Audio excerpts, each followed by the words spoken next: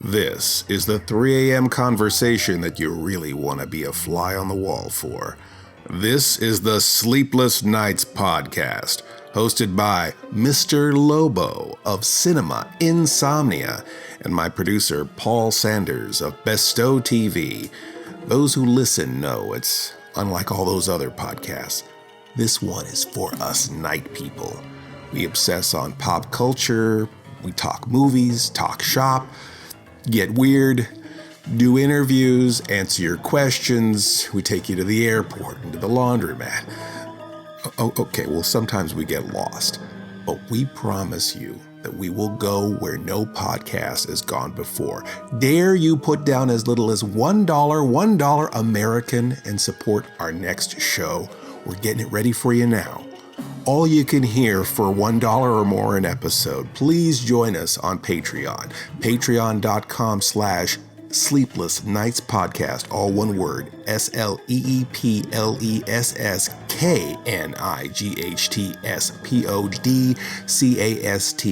Only one D in podcast, even though we emphasize the odd in our pODDcast. We want normal people with real jobs to find us. Sleepless Knights Podcast on Patreon. Attention Sleepless Knights. Thank you for consuming this OSI 74 product broadcast, live from the Black Knight satellite.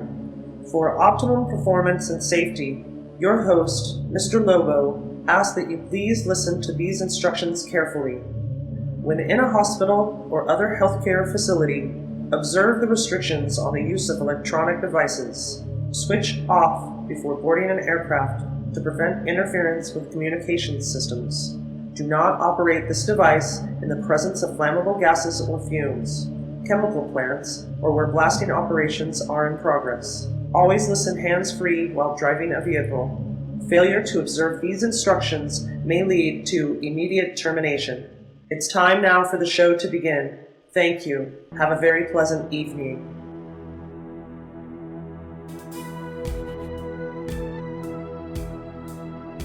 You're not dreaming.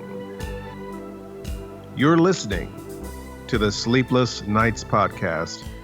I am your host of TV's Cinema Insomnia, and your host tonight on the Sleepless Knights podcast. My partner in crime, Paul Sanders, is still in space, having a lot of grand adventures and getting space herpy problems and all sorts of things. Miss Mittens is here tonight. Of course, the entire galaxy. Yeah. Have I met her before? Several times. Yes, several times. Okay. I don't recall the face. You wouldn't, especially now that she's a gorilla. You wouldn't recognize her at all. When did that happen? It's a long story, but we've been watching. We've been watching a lot of TV. You've been watching a lot of TV up there in space also? I don't have enough TV up here, but I have a lot of movies, so a lot of like Netflix and whatever I can find. So, okay.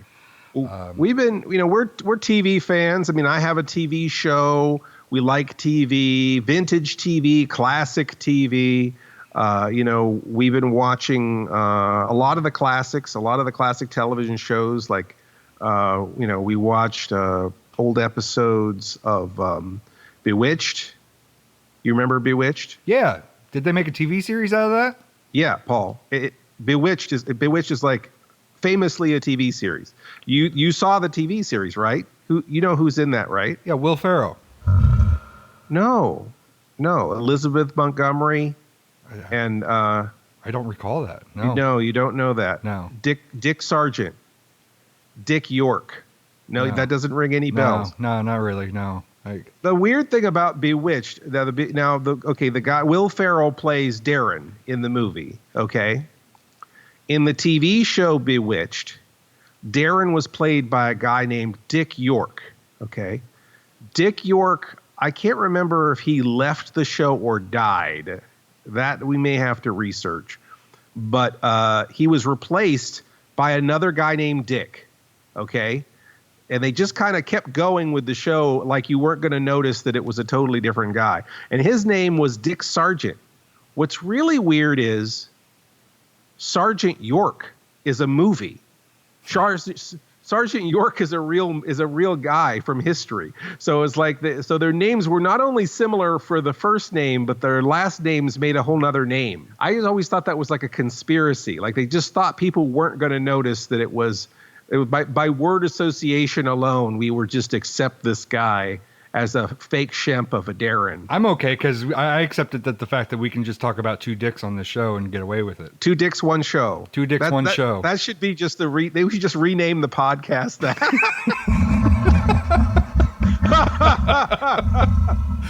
I'm dick number 1. And I'm dick number 2.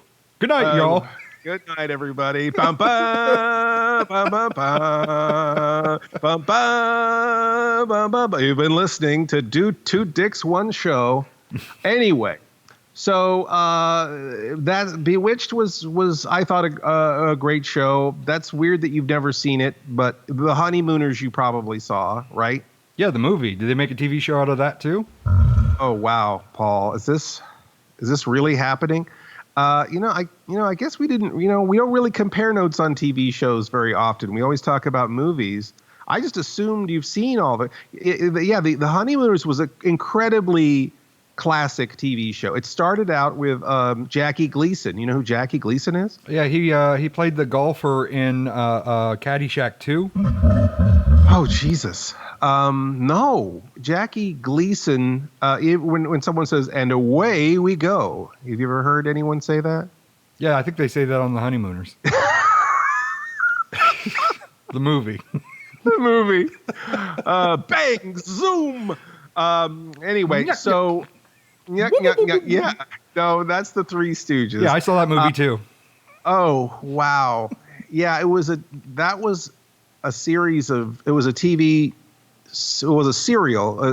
of shorts, theatrical shorts, and it was also they did an animated TV series, and then they did a movie, but those guys weren't the original Three Stooges. Those are just three guys who look like those guys. Jackie Gleason used to do that as just a sketch on the Jackie Gleason show, which he created that show. He created the show. He wrote the material. He played the character. And then the sketch was so popular on the Jackie Gleason show that they expanded it into a TV show. I think a lot of the humor wouldn't be understood today, but I think that there is a good heart to that show. And I think with the movie, they just kind of try to do a Ghostbusters 2016 with that movie. Yeah, where they just sort of try to make a totally different movie for a totally different audience by using the flagship name. Right. Is that what you're saying? Yeah. That's an interesting tact. I guess that's one direction to go with these things. Like I feel the same way about like 21 Jump Street. I don't feel like anybody who liked that show would be interested in that movie. I mean, you saw that 21 Jump Street, right? They made a TV show out of that? Third Base. Yeah, I saw that movie. Actually, that's a movie that I kind of like, believe it or not. I mean, but then again, I never saw the original series, so I didn't see it. So maybe I'm talking out of my ass here. But I think that the thing that the one that I always think of, and maybe we can try to think back as we progress into this conversation. But I think the turning point with these kinds of shows, when I think back on them, is the Brady Bunch movie, the first Brady Bunch movie. I saw that movie was that from the 90s, Paul? Do you remember? I believe it was late 90s. When you're a young boy, you're very opinionated and kind of crappy as far as your attitude. At least that's how I was as a young kid. I didn't like the Brady Bunch because, one, it wasn't a cartoon. Two, I felt like it was a girls' show. I just felt like that just was my attitude about it. I felt like Brady Bunch was for girls, and I just wasn't into it. The Partridge Family was so much better than the Brady Bunch because it had a cartoon for the open. The opening credits were a cartoon, so that made it 100% better than the Brady Bunch. And they played rock and roll, which made it 200% better than the Brady Bunch. When the movie came out, I went to go see that with a couple. They were a married couple, and they both grew up on the show. And they were fanatical about the Brady Bunch. I mean, people think that like Star Wars and Star Trek and those kinds of things are the only things where people, memorize all the dialogue and know all the aspects of all the characters and all the episodes. And these people were like that with the Brady Bunch. They knew, all of the characters, all the side characters, walk-on characters. They knew their names. They knew dialogue from the show. They knew all the names of the episodes.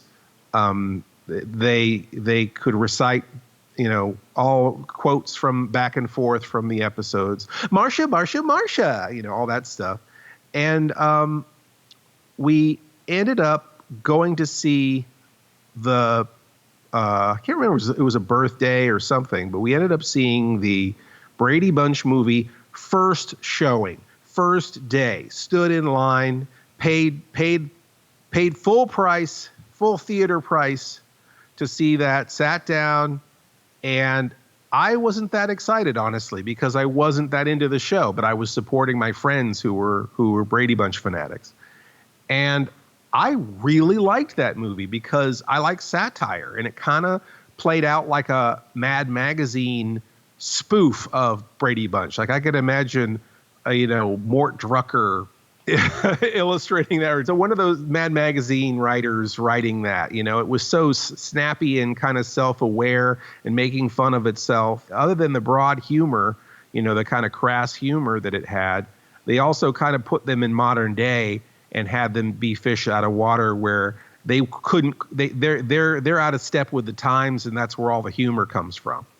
And my friends hated this movie. I mean, they felt stabbed in the back, betrayed. And probably the people who saw the Dark Shadows people probably feel the same about that Tim Burton Dark Shadows movie, because it has no reverence, no reverence for the subject matter at all. Whereas I like Dark Shadows because for me, it was like Young Frankenstein, where it was like, okay, I watched all those Dark Shadows episodes and now here's all this humor.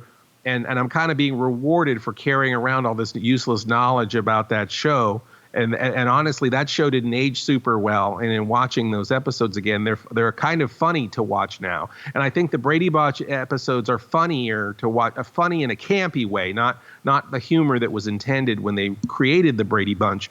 But I think that it's such a time capsule that it's so hard to take it seriously. And so I think it's really easy for the filmmakers to try to just turn it into a farce. And I would define a farce different than a comedy, whereas a comedy, you kind of still have some emotional investment in the plot and in the characters, whereas a farce is usually just a bunch of tasteless jokes strung together. And you don't really have any real emotional investment in the characters or the situation. You're not biting your nails going, oh, are they going to be able to, are they going to save the prom and, when, whatever, pay off the mortgage or whatever the heroes are trying to do, you're actually invested in because you care about them. This is just like, oh, okay, whatever. He fell in some horse manure, and someone slapped him in the face with a dong. Hilarious.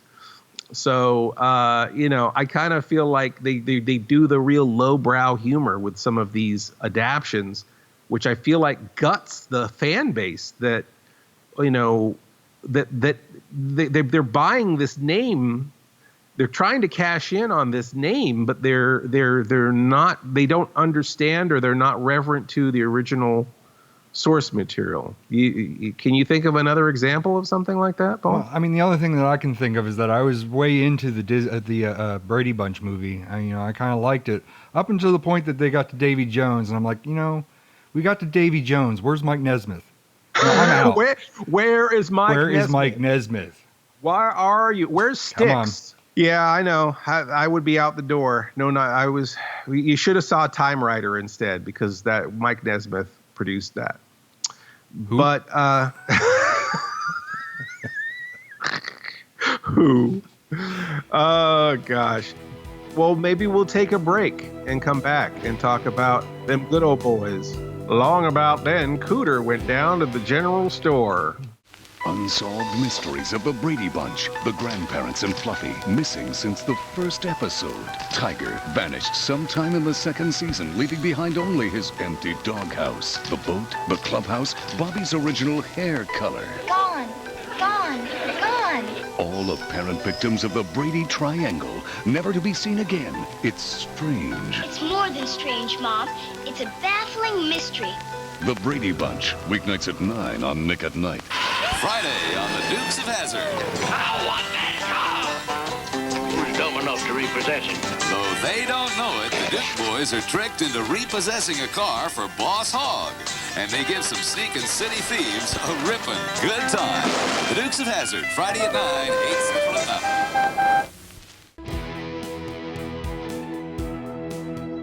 up. Don't touch that dial. We're back with more of the Sleepless Nights of Insomnia, the TV trivia edition. Do dials exist anymore? I don't know. I think when people get confused, right? It's like, what's a dial? There's dial soap? You want me to don't touch that bar of soap? Don't take a bath? Is there hair on that soap? Why should I not touch it? Yeah, I don't know if people understand what a dial is, but for those of you who are under 35, I guess, I'm trying to figure what's the number there. How young do you have to be to have seen a real dial on a TV? Was it buttons when you were a kid? Was it always buttons on your TV? We've had dials. We had dials on our TV and buttons. Yeah. I still have the original TV that I had when I was a child. It's in my room. It's one of those with the wood paneling all around it. It's got it's got a knob that you pull out, but it has kind of touch buttons down the side of it. Wood paneling. Now the on button you pull out and then it comes on. Is that how that works? It pulls out and then you turn it to turn the volume up and down. And it has I think I had one like that in my bedroom as a kid too. Mm-hmm. I still have it. It's right here, and my TV, my flat screen TV, sits on top of it. Is it black and white or color? Color. Oh, it's color. I had one. It was a Zenith in the 70s as a kid, and it was a little black and white, and it had sort of a weird, I want to say lemon yellow, where the wood paneling would go on the sides of TV. It was kind of a lemon yellow sort of look. And I remember I would have to watch Battlestar Galactica and all these spectacular shows like Dukes of Hazzard with these car wrecks and stuff and upstairs on that TV because my parents didn't want to watch that crap. So I was always watching it on this these shows that with these stunts and effects on these very tiny TVs. But I guess with Battlestar Galactica, after the first episode, you've already seen all the effects anyway because they just kept recycling the same ones. But Dukes of Hazzard was interesting. They had, obviously as a kid, I just liked the car chases. I wasn't that into the two guys. Yeah, same here. I don't remember much beyond the cars. I mean, I do remember, the good old boys, Coy and Vance, who they carried the series really long. Coy and Vance? Coy and Vance? No, Bo and Luke. Bo and Luke Duke. Them Duke boys. Who is Bo and Luke? What? When did they come in later on in the series? Coy and Vance is when the show jumped the shark and it was I was on its dying breath when they brought the cousins in or something from another county or whatever. That's Coy and Vance. Okay. Bo and Luke are the originals. They're the original Dukes. They're not the new Coke. They're just the Coke. That's right. And it was them and Uncle Jesse. They had who wearing his his kerchief and his coveralls and wiping his dirty hands on his stomach and, scratching his beard. And then you had Merle Haggard, country singer Merle Haggard, who he was like the storyteller. He was long about that time, them Duke boys had to get to Cooter's place. And whatever the storyline is, he also sang the theme song. But he was the storyteller, and you only saw him from the neck down playing his guitar. Yes, them good old boys. There's Roscoe, stupid country sheriff, crashes his damn squad car in the swamp. Every week he somehow accidentally chases them, and they outwit him, and they jump over. Somehow a bale of hay is a ramp that allows them to get air. And he crashes right into it and whatever, somehow loses control. Get over damn Duke boys. Yeah. So, and he had a stupid, a sleepy, what kind of dog is that? That's the hound? Yeah. Bloodhound? Bloodhound, yep. And then there was a boss hog who was the, big fat country gambler kind of guy in a white suit, who was the mayor of the town, evil, twisted, corrupt mayor. And, there was Daisy Dukes, which she, of course, they named those shorts after her. The shorts that go right up your butt crack are called Daisy Dukes, named after her. Oh, so there's a name of the shorts that I'm wearing right now? Oh, no. Why, Paul? I did not need that mental picture ever. Everybody needs that mental picture. No. I don't. Strike that from the record. You need to have Gal-9000 initiate a mind wipe. Copy that, Mr. Lobo. Across everyone who heard that. Initiating mind wipe in 3, 2. Maybe she'll initiate a wipe. Cancelled. Initiating but wipe in 3, 2. Don't initiate any wiping of that sort. Cancelled. Going back into standby mode. So we're okay. So I'm painting a picture here of this show. Again, they in the song they're calling them good old boys. In the show they're dumb as rocks. Mm-hmm. They've got a car with a Confederate flag on it. They call their car the General Lee after Robert E. Lee, who was a hero of the South in the Civil War. They are painting these guys with a very funny brush. You know what I mean? They are cartoon characters of rural America. And what's weird is that on the TV show, I understood the show was funny, but I didn't realize how much they were kind of making fun of those characters. Those characters were sort of parodies. They were sort of spoofy. And what's weird is I think that because everyone saw that show as kids, they had a lot of reverence toward those characters. And they didn't think that these characters maybe had a little bit of backward thinking, maybe a little too much moonshine. They just sort of accepted them and idolized them. And I think that it gave a lot of reverence to where, we can't have the rebel flag on that car anymore. Right? I mean, with the merchandising and stuff in the modern version. Because it's a symbol of slavery, so they kind of don't want to. Yeah. Whereas I think that even in the 70s, it wasn't bad taste, and they were fully aware of that. I think that it was just part of how they were showing how tacky and brainless these old rednecks out in the sticks were. You know what I mean? I think it was, I don't think it was like some sort of like, okay, here's our chance to get some racist propaganda into a show. I think it was something that they thought was kind of funny, we won't talk about Hogan's Heroes because they didn't make a movie of it. But I mean, they didn't make a movie of Hogan Hero? They did not make a movie of Hogan's Heroes. I don't think so. I'm going to have to look that up. But the idea is that the Nazis in that are buffoons. You know what I mean? We're not supposed to like idolize them. They're shown their points of view are shown as being outdated and silly. And I think that was the intention of the rebel flag in the show Dukes of Hazzard.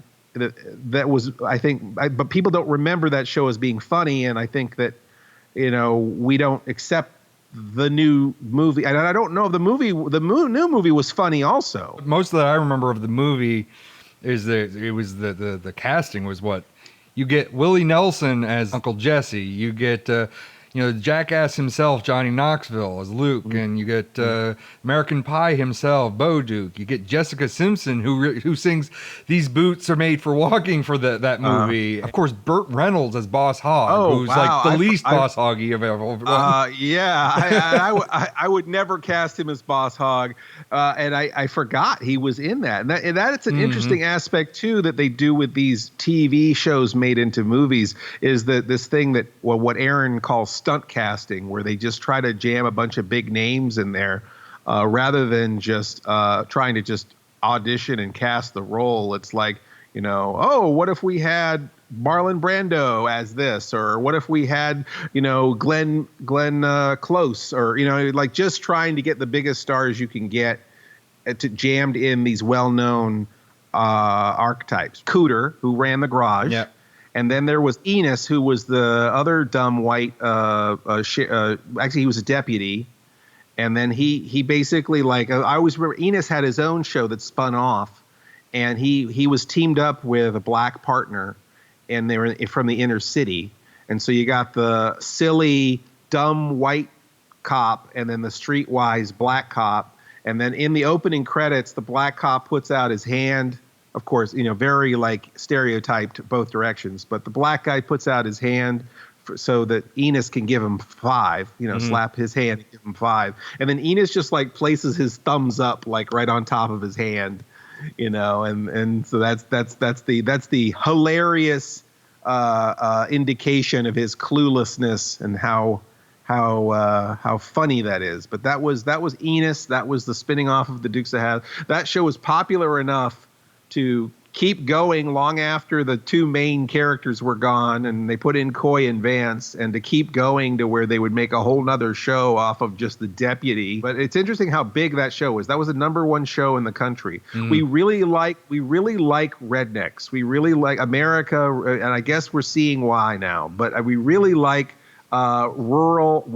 poor white rural America depicted in sitcoms, like Beverly Hillbillies, which we could talk later about. They made a movie of that also, which had the stunt casting that we're talking about. Dark Shadows was like that too, where they had Johnny Depp, and they had Joan Cusack, and they had Helen Bonham Carter. Of course they did. And of course. And they had Michelle Pfeiffer. And and on and on and on. I think they just tried to get as many, notable big stars in that. And again, this thing where it's different than the Dukes of Hazzard, and maybe the complete inverse of the Dukes of Hazzard. Whereas we remember the Dukes of Hazzard as being not less funny than it was. Dark Shadows was not funny at all. Dark Shadows was not a comedy show. It was a drama. There was I think there might have been a little camp to it. But I think that camp certainly increased over time because of, it was a live show. It was on every day. We keep seeing them flub their lines, or, a fly lands on their nose, or, the continuity errors, or this person just saying the same piece of dialogue over and over again. Those kinds of things that are sort of cheeky and funny kind of have colored people's memories of Dark Shadows to the point of maybe that was the reason why they did kind of this broad comedy with the movie. Because the original Dark Shadows was not a comedy. It was like a slow burn, right, Paul? Slow burn?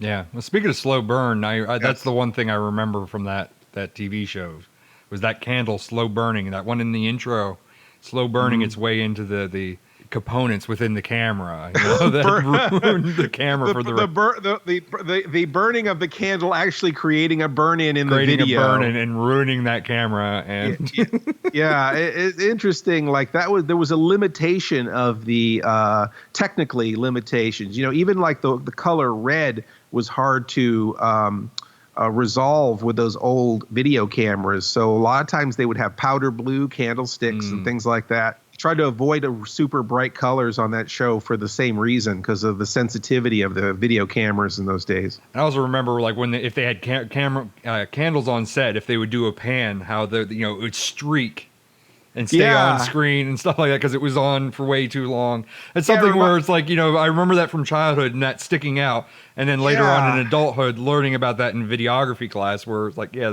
those cameras couldn't handle that crap then. Yeah, it's almost like when you see like time-lapse photography of cars at night, and it causes those weird those trails. Every time the light moves in front of the camera, it's like it's causing these bleeding lines everywhere.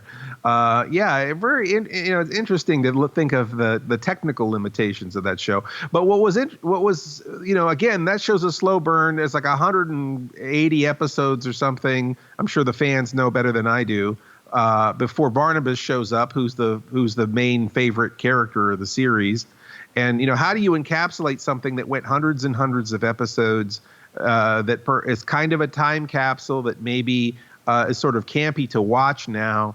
I feel like people remembered it so reverent that they were not ready to see that as a comedy. Now, I actually enjoyed the Dark Shadows movie.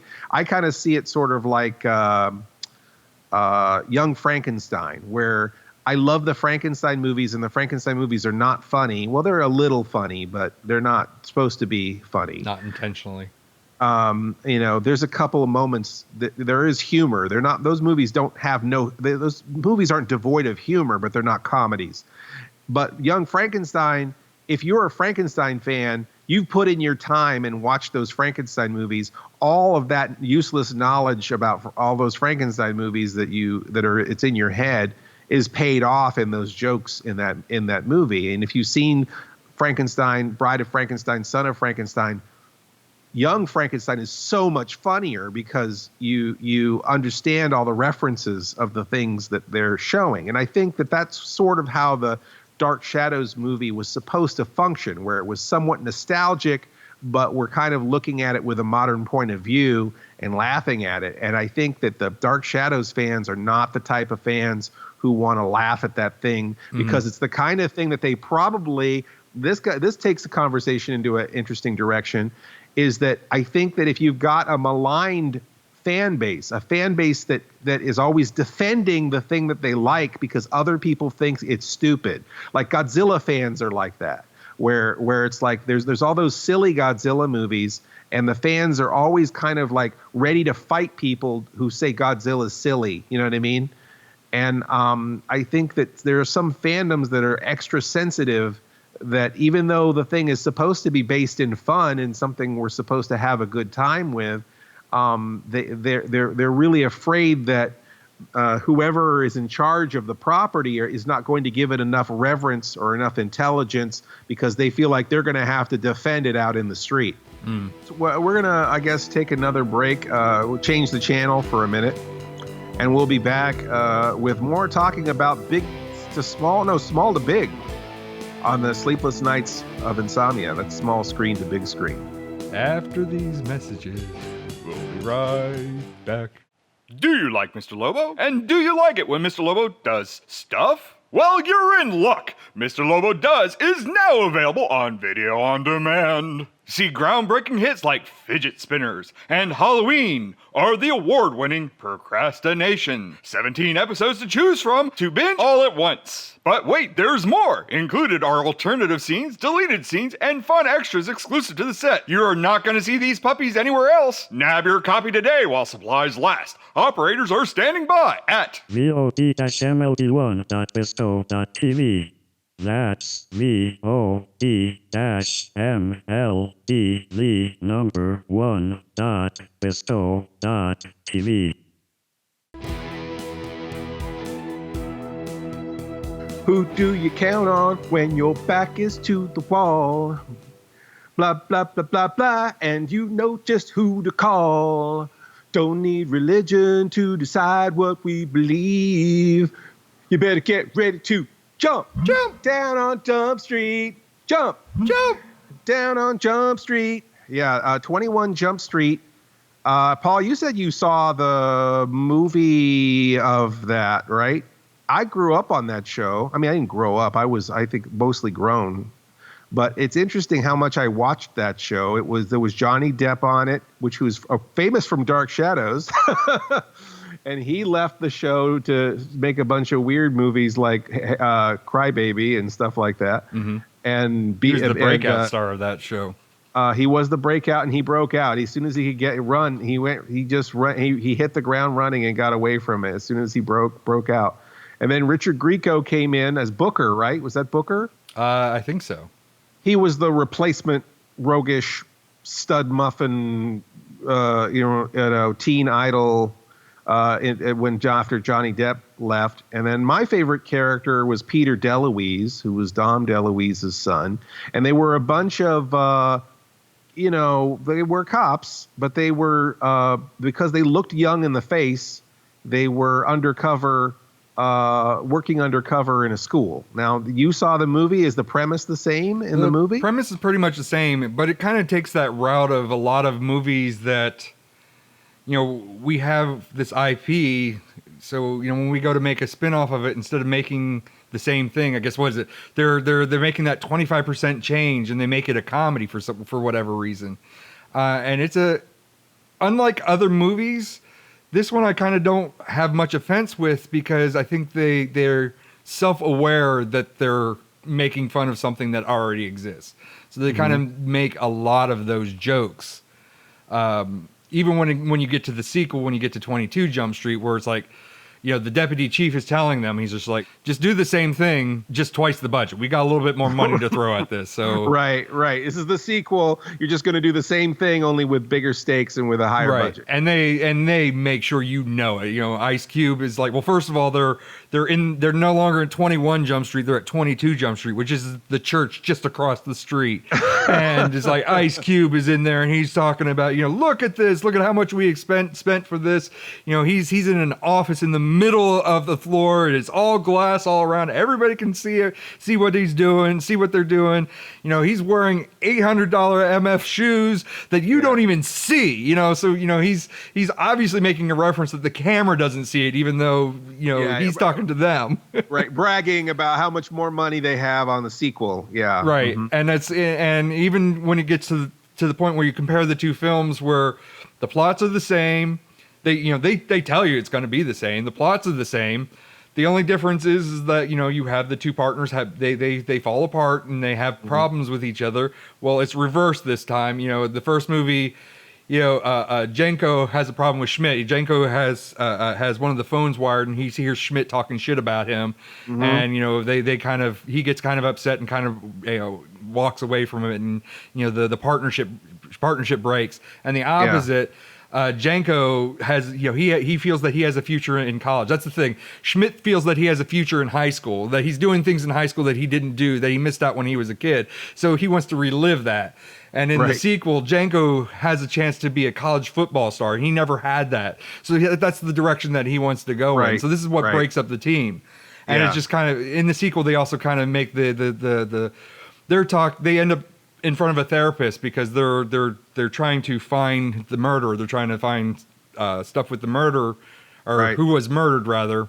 And the last person she was in touch with was the psychologist. So they're in there, and the psychologist accidentally comes in there, and they're talking about their partnership, as in their partnership as cops. And he's taking their partnership as a gay couple, and they can't break character, so they have to talk about it, and so it ends up becoming this multi-layered kind of joke. Normally it's like kind of like, oh, that's offensive and that's kind of an irritating. It's annoying. In the wrong hands, it's garbage, but they did a good job. They did a good job with it. Yes, we get Chips. It feels like there's a whole set of movies that came out where The Hangover was the #1 rated comedy at the time. We're just gonna do that formula over and over and over again, but we're just gonna slap different IPs on top of it. So Chips kind of got that treatment where it's just like, we're just gonna turn this into a raunchy comedy. And even though I haven't seen Chips and I haven't seen 21 Jump Street, 21 Jump Street, I would just assume that, it's a police procedural where they're acting like students. And in Chips, I would assume that it's a police procedural. They're just on bikes. They kind of play that out. They kind of play the police procedural part, which was the interesting part of the movie. Yeah. And then it's like, oh no, you're naked and on the floor, need my help, but I'm not gay. I don't want to pick you up because your dick might touch my face. Oh no. Yeah. And then proceeds to the joke where his dick actually does touch his face through an accident. Oh.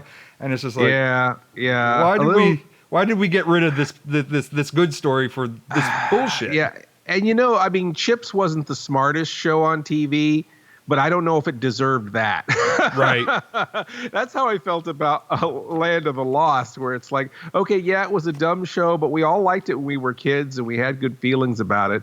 And I feel like with the movie Land of the Lost, we somehow got into this place where, the original Land of the Lost had, really well-written sci-fi scripts. Everyone on that show was super earnest in their delivery. They're really trying hard. Like if you watch those old episodes, some of those episodes almost make you cry.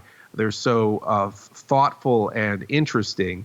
And even though they had a slim budget on that show and a bunch of cheesy stop motion monsters, I mean, that was a weekly show where they were bringing dinosaurs to you. It was very ambitious. And it wasn't just like, oh, they're in the past. This was this complicated thing that they were in a parallel dimension and they had these weird pylons that they could open these gateways. And they worked real hard on that original show. You could tell that. Mm-hmm. And then to go to this like super broad comedy with Will Ferrell and a bunch of fart jokes and, you know, it's just like, okay, yeah, maybe that show wasn't the best show in the world, but it really didn't deserve that. It didn't deserve that. It didn't deserve that sort of treatment to it. That's how I felt about it. And it's weird is that I don't remember much of the original Land of the Lost. I do remember watching it, but I don't remember too much of it. And I've seen the movie, and I don't want to remember too much of it. You know?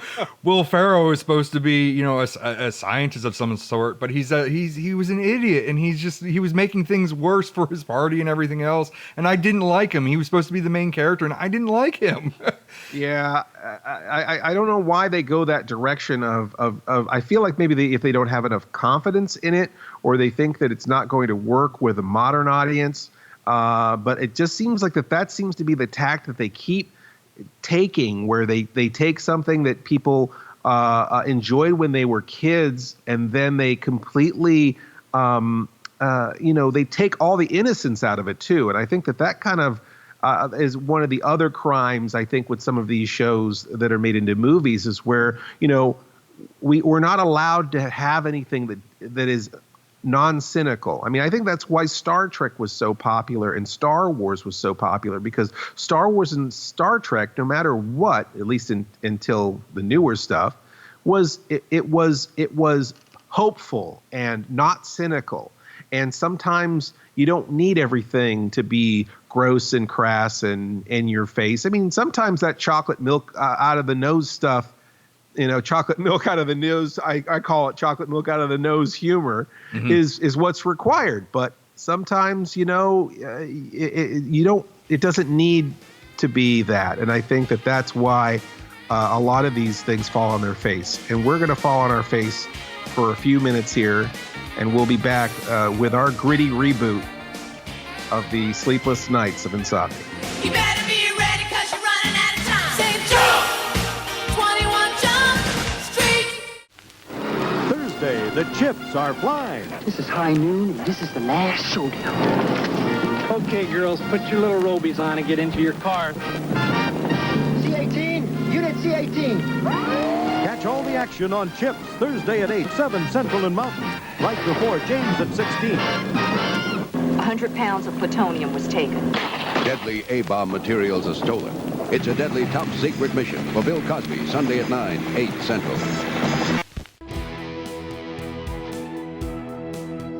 It's interesting, you know, in a lot of these, I guess, nostalgic movies, I guess there's only a few ways to bring them to the big screen. How do we justify making them bigger, right? How do we make something small screen, big screen, other than making fun of it, turning it into a satire, or trying to turn it into a spectacle? The other thing is the stunt casting, right? We talked a little bit about Beverly Hillbillies. I think I mentioned Jim Varney, who was Vern. He wasn't Vern. He was Ernest. He was Ernest. Yeah. He did the Hey Vern. Hey Vern was his catchphrase. Hey Vern. This was you know what I mean, Vern? You know what I mean? He was a guy. He did that character for car commercials. Hey Vern, you gonna buy this Buick? You know, that was the car commercial. And then they ended up Chrysler, actually. And then they ended up the character being so popular that they just kind of expanded it into bigger and bigger things until they were making Ernest movies. Ernest Goes to Jail, and Ernest Saves Christmas, and Ernest Scared Stupid, and on and on and on. Ernest Goes to Africa, and Ernest Makes a Podcast. But that probably what killed him. Ernest Makes a Podcast. It's killing me. But the other... I mean, if we weren't dying inside, we wouldn't have a podcast. That's just the simple fact. It had Lily Tomlin in there, and Dabney Coleman was in that movie. And was Dolly Parton in that also? I believe so. Did they just have the whole cast at 9 to 5 in the Beverly Hillbillies movie? Are they trying to pull off like double nostalgia? It's like people that are nostalgia for Beverly Hillbillies and people that are nostalgic for 9 to 5 that we're just gonna Wow, that's a double. That's interesting. When they had Buddy Ebsen, not as Jed, but as Barnaby Jones from the TV show Barnaby Jones. Which is hilarious. That is hilarious. All these movies always have a cameo from the original characters. You know, Johnny Depp and DeLuise appear in 21 Jump Street and so on and so forth. Eric Estrada appears in Chips. So, of course, you've got to have this callback. And it's funny, Buddy Ebsen has another character that he can play, and it appears within Beverly Hillbillies. Yeah, that's pretty great. They had him play a character from another TV show he was on. Cloris Leachman, who was Phyllis on the show Rhoda. She was also in Young Frankenstein, bringing it back to Young Frankenstein. Cloris Leachman was in the Beverly Hillbillies.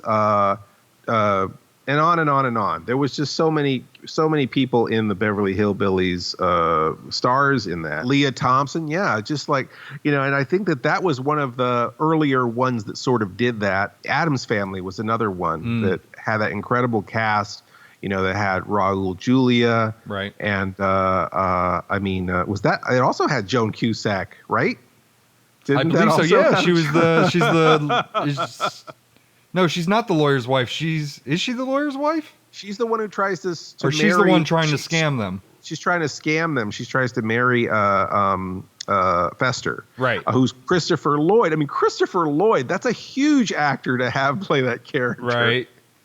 And then, of course, they had Angelica Houston. Angelica Houston. I mean, she's like royalty, Hollywood royalty. So they really had an incredible cast. And even though it's not stunt casting as at that time, but it would be now, that's the start of Christina Ricci. Yeah, it certainly put her on the map. It's interesting. Like she was the breakout, sort of like Winona Ryder in Beetlejuice. In the case of the Addams Family, it's an adaptation of a comic strip that was a very popular TV show, which just a side stream there, came out the same year as the Munsters. So you had the Munsters and the Addams Family on every week. And I think the idea is one of them was ripping off the other. We did an interview with Al Lewis's widow, and she had said that it was just kismet, that they just that was just something that was in the air, that they didn't know about each other. They just, both of those shows just spontaneously appeared at the same time. But the Addams Family, if you don't know anything about the Addams Family, creepy, kooky family, but they still love each other, even though they're a little morbid and strange. Wait, you're going to sing the 21 Jump Street, but you're not going to sing the Addams Family? All right. They're creepy and they're kooky, mysterious and spooky. They're all together, ooky. The Addams Family. Da-da-da-da. Da-da-da-da. Da-da-da-da. Da-da-da-da. Da-da-da-da.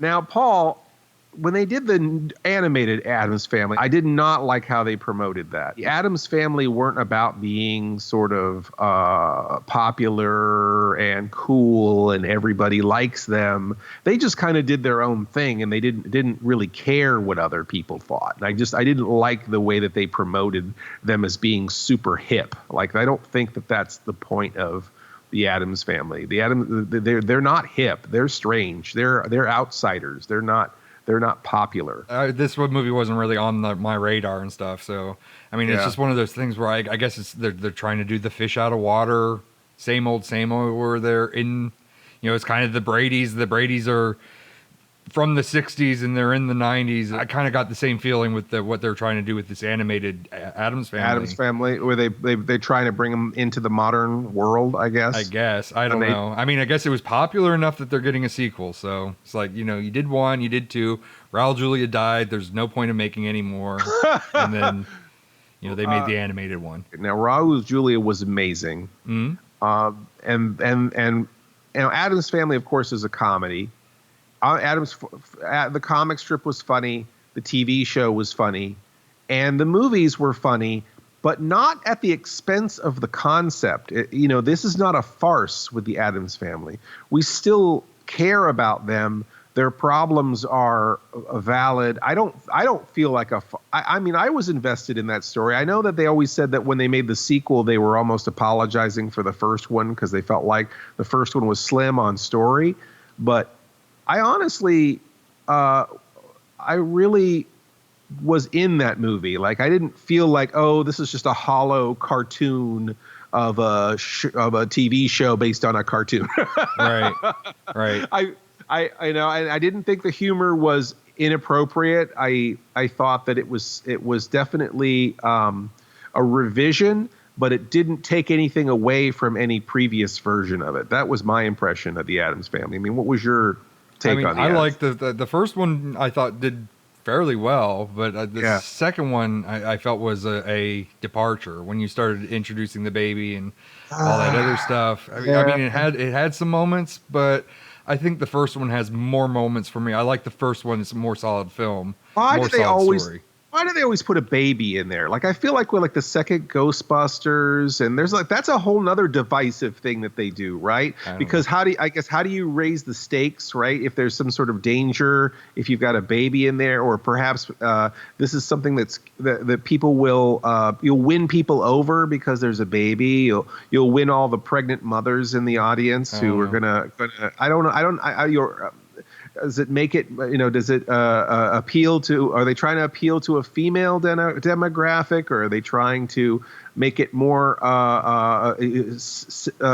signal to the audience that this is a family, forecast that it's a family movie on the loudspeaker? You can bring your children. There's a baby in here. I don't know what the reason they do that for. I mean, I gave up on 3 Festers and a baby. That was my limit. It's like, there's 3 Festers and a baby, and it's like then they bring in the dog that's talking, and 3 Festers and a baby, and in a restraining order. So okay, now wasn't there a third one, Paul? Because I remember 3 Addams Family movies. I only ever remember 2. Hold on, Addams Family, and then there's Addams Family Values. That's the actual name of the second one. And then there's Addams Family Reunion, right? Wasn't it Addams Family Reunion? What? Are you serious? Hold on, let me look this up. And then Addams Family, and that Raul Julia had died, and then I think it was Tim Curry maybe took over at that point. Huh? Look at that, and the cover looks like a porno. What? No. Here, let me send it to you. Does this not look like a porno? It does. It does not look like a standard. That does not scream Addams Family. That screams Madam's Family to me. Or maybe this ain't the Addams Family. This looks like a porn parody. Like, what the hell is up with Lurch? He looks like they cut him off at the kneecaps, first of all, and then his head is like way too big for his body. This is like this sort of early compositing, right, where they've just kind of taken some random computer enhanced photos and sloppily put them together in Photoshop. That's what I'm kind of seeing. I mean, he would be funnier if he was taller and then his face was just right underneath the logo, because that would be Lurch anyway. But it just looks like, hey, just shrink down the body, but keep the head the same size. As a matter of fact, make it larger. Don't constrain the proportions. Just drag that son of a bitch up. Yeah, perfect. Yeah, because it doesn't even look like Carol. I think, isn't it Carol Struycken, the giant from Twin Peaks? I believe so.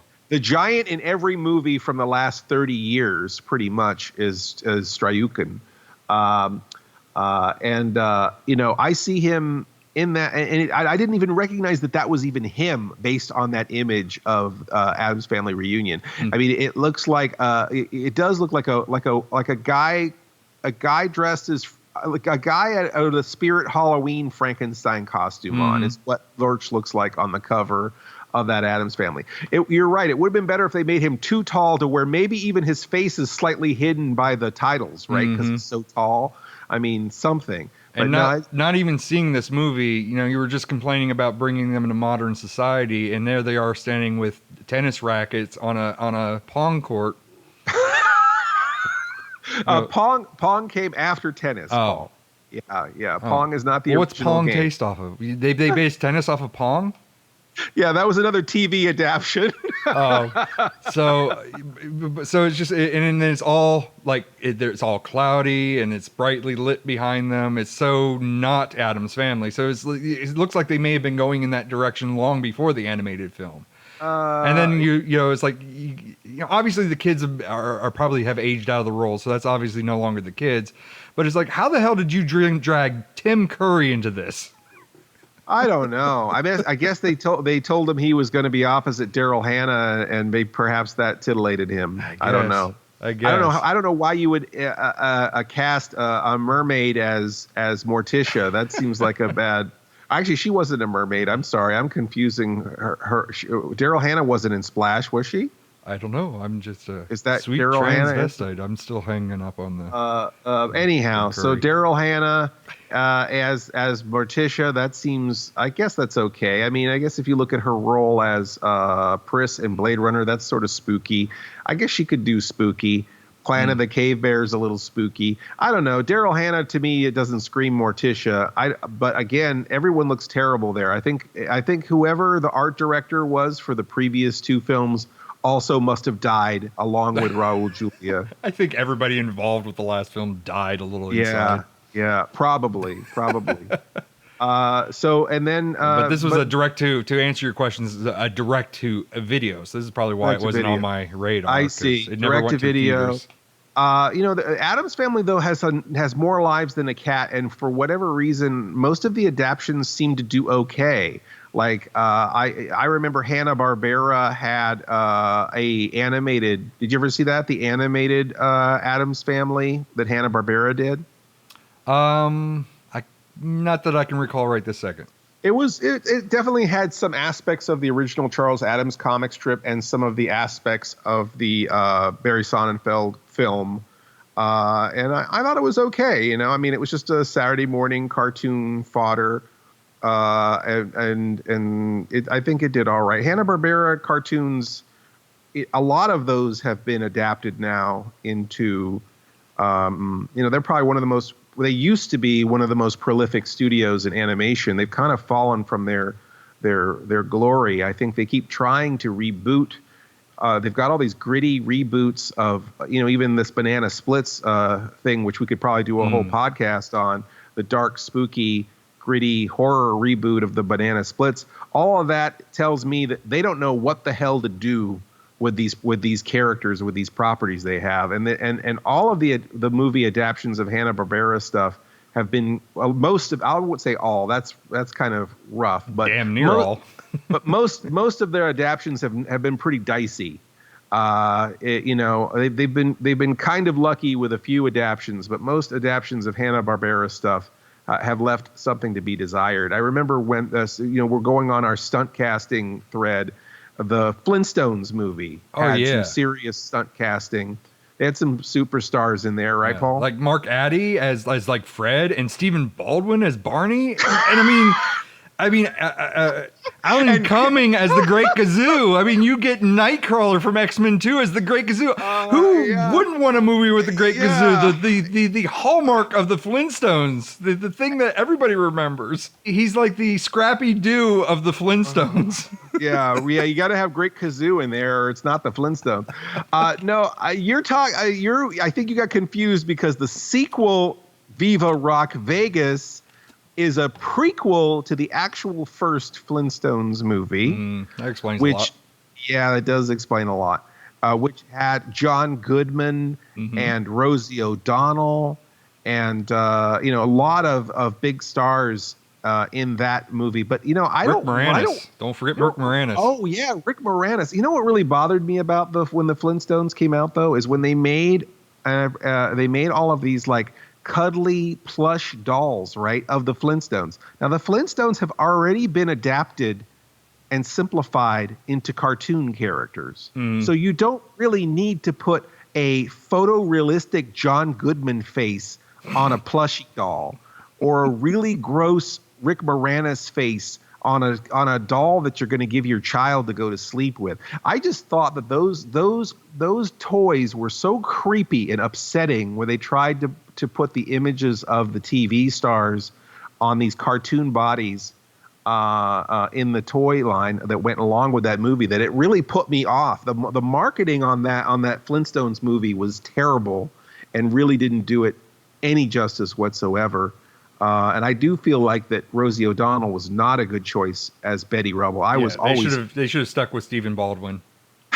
Stephen Baldwin is Betty Rubble. Be... You know, he's got the legs for it. I think he would. He's got the face for it too. I would. He's darling. He's a much prettier. I would actually prefer Stephen Baldwin to Betty Rubble than Rosie O'Donnell. Their problem wasn't that they were too irreverent. I think the Flintstones were already irreverent. I mean, they were a parody of the Honeymooners, where the Jackie. We're bringing it back to the Honeymooners now because Fred Flintstone is really just a Stone Age version of Jackie Gleason from the Honeymooners. Alice from the Honeymooners is just Wilma. I mean, that really is just that. It's funny you mention that, as I just watched a documentary not too terribly long ago. Hanna-Barbera, who's never, ever, ever in a million years ripped off another person's idea to make it a cartoon, basically ripped off the Honeymooners' idea. It's pretty much well known. And he had a chance, Jackie Gleason had a chance to sue them. He thought about it. He considered it because they're just encroaching on what his creation and not really giving him credit for it. But I think the way the documentary stated it was at the end of the day, all that would happen is that it would get removed from the air and all these children wouldn't have the show to watch them. He'd rather have these children consume something that was based off of his idea than have nothing at all. So in the end of the day, he just decided to let it go. No one lives in a vacuum. Art inspires art. You know, the Morticia, Mrs. Addams character from the comic strip inspired Vampira, which inspired Elvira. You know, we're all standing on the shoulders of giants in what we do, and we're sort of taking these ideas into the future. So that's kind of cool that he had that attitude, that he didn't want to ruin the fun for the kids, but he also felt like it was somehow carrying it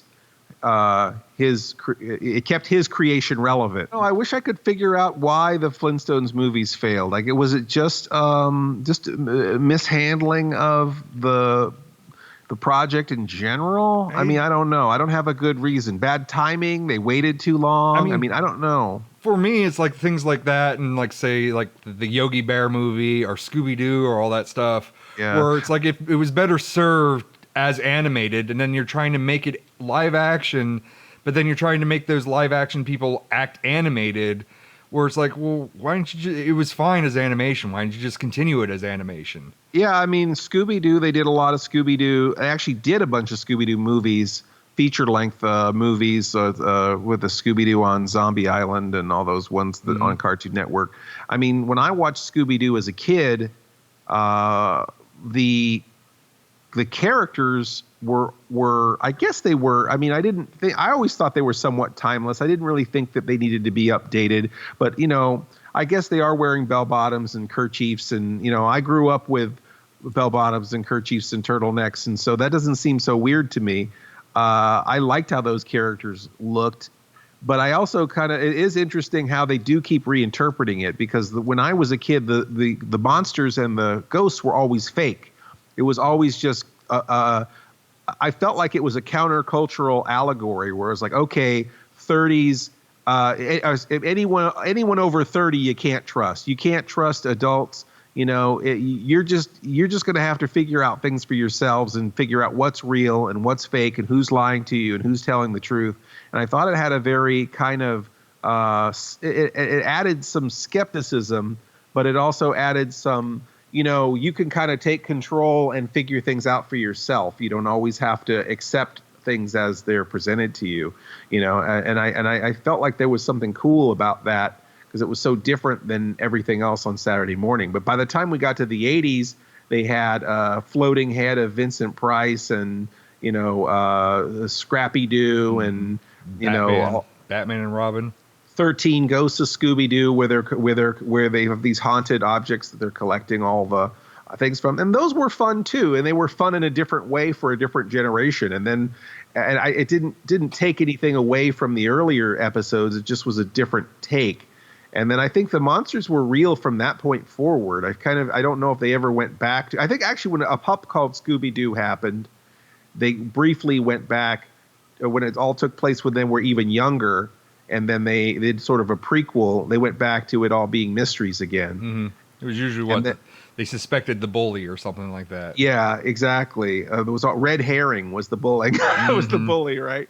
Which is anyone who reads mysteries knows that the Red Herring is always the character who didn't do it but is the most guilty. You would suspect that person would have done it. The first feature Scooby-Doo, the one with the guy from the Scream movies, and I don't know what that guy's name is. The guy who played Shaggy, wasn't he in Scream? The Scooby-Doo movie, it was Freddie Prinze Jr., which I think is Fred.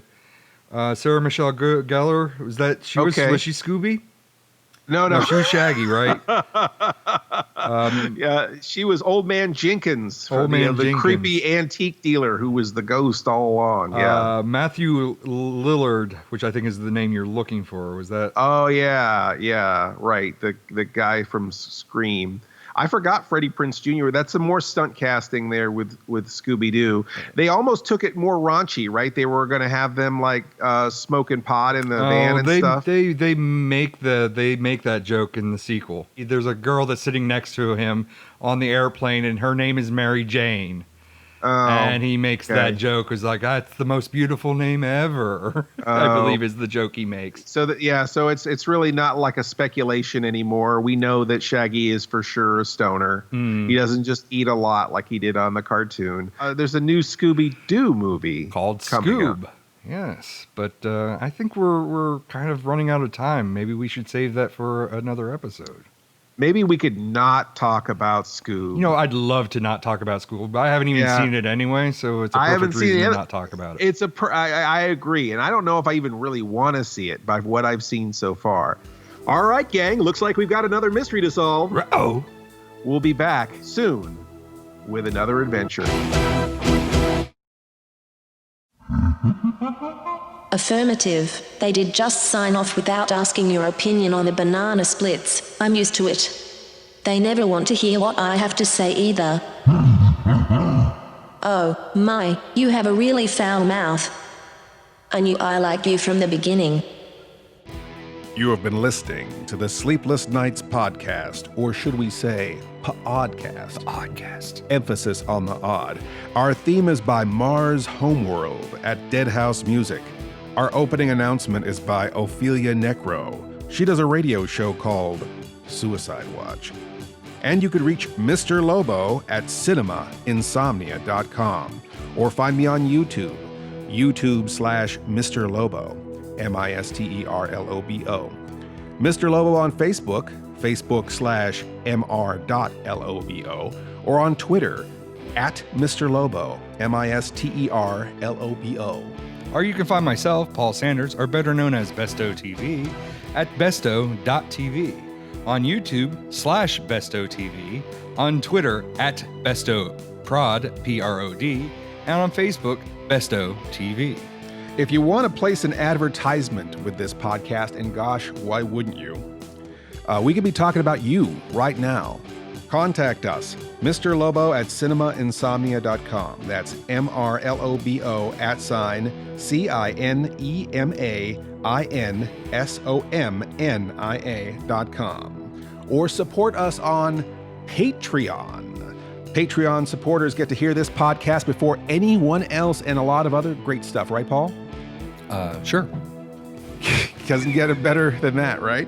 So come join the fun at patreon.com/Sleepless Nights Podcast. That's patreon.com/Sleepless Nights Podcast. Please stay up with us next week for another Sleepless Nights podcast. Or should we say, pODDcast. pODDcast. The best thing about being an insomniac is never having to say goodnight. Good night.